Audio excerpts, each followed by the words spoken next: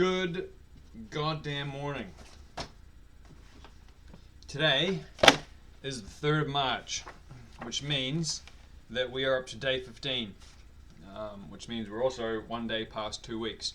And yesterday I put up a video talking about why I'm quitting. I feel like it went pretty well. I wrote some points down about it. But I figured, day 14 might be a good day to do something a little more drastic. And as part of the recovery process and as part of the realigning myself with what I really want, at the beginning of this, I talked about how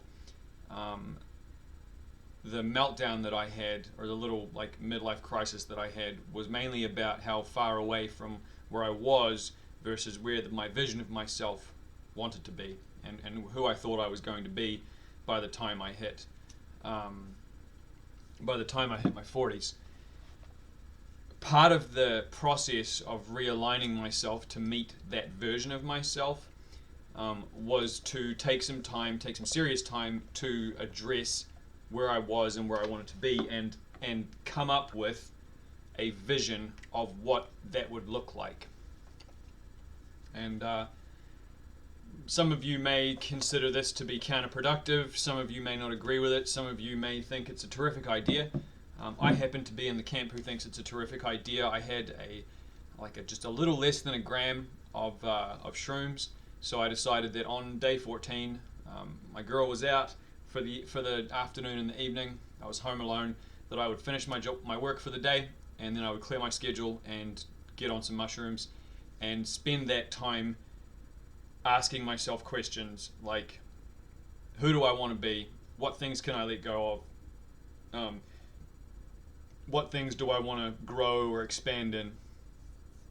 And I came up with this messy little scribble in my journal, the last 2 pages, 17 items of things that came across my mind while I was on my little minor trip. It was about an hour of visuals and laying on the couch and trying to figure out how I felt about things, and kind of connecting to the universe about what felt good and what didn't feel good. But I want to share a couple of these things with you because I feel like it's useful to talk them out.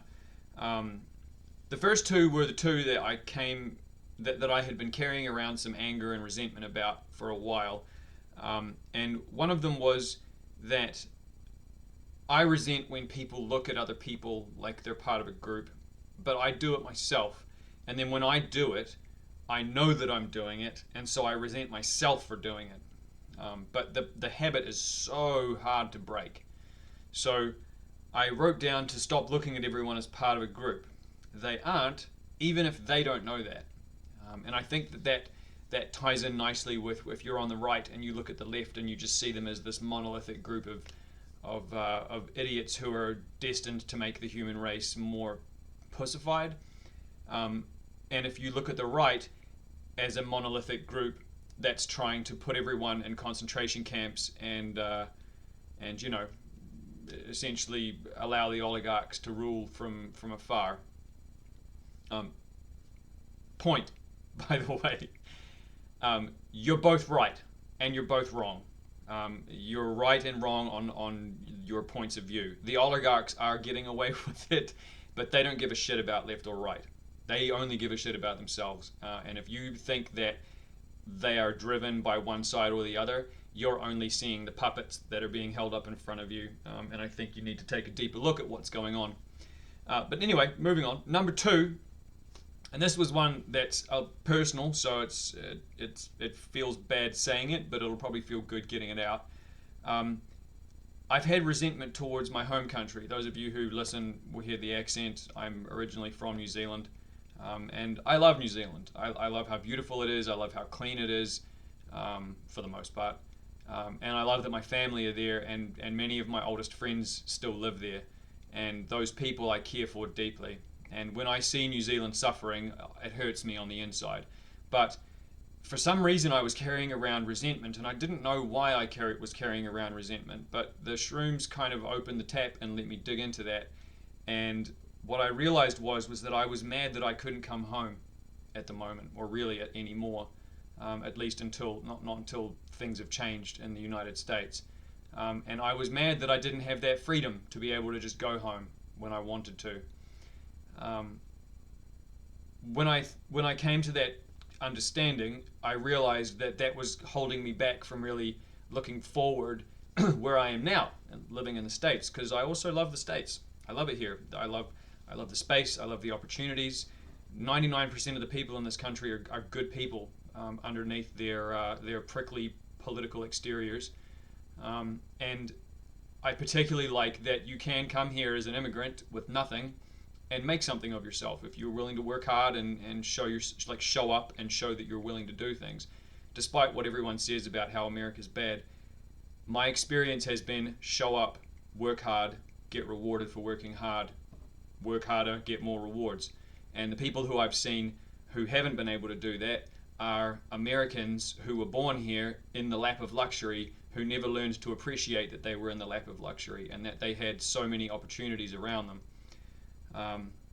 So this was a way for me to kind of turn my sights from looking back at that resentment that I couldn't go home and look forward to the life that I have here.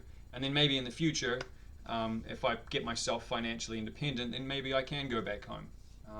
But right now, that's just not a thing that can happen. Anyway, just a couple of examples of what happened from the mushroom trip yesterday. As far as my quitting goes, it is day 15. Last night was the first night in a week and a half that I haven't had any night sweats. So that was really great, although of course I was, sort of a little bit hungover from the mushrooms. But having no sweats at night meant that I was able to sleep more comfortably. I didn't get up as often to use the bathroom. And my dreams, while they were vivid, I don't remember them this morning. And that means that those vivid dreams are starting to peter off. So I hope, and I know there was a false flag earlier on in this piece, I hope that that I'm on the point to where I'm starting to come out of that physical aspect and I'm going to start seeing all the mental benefits. And I'll talk about those as they come up. But anyway, yeah, day 15, feeling good, still in the woods, but coming out. Oh, and as with regards to the video game quitting, yesterday while I was on the shrooms, I was sort of questioning the universe and kind of mulling it over about ways to replace it, and the things that came to me were things that I had sort of maybe thought were previously excluded. But fantasy novels, I'm allowing myself that.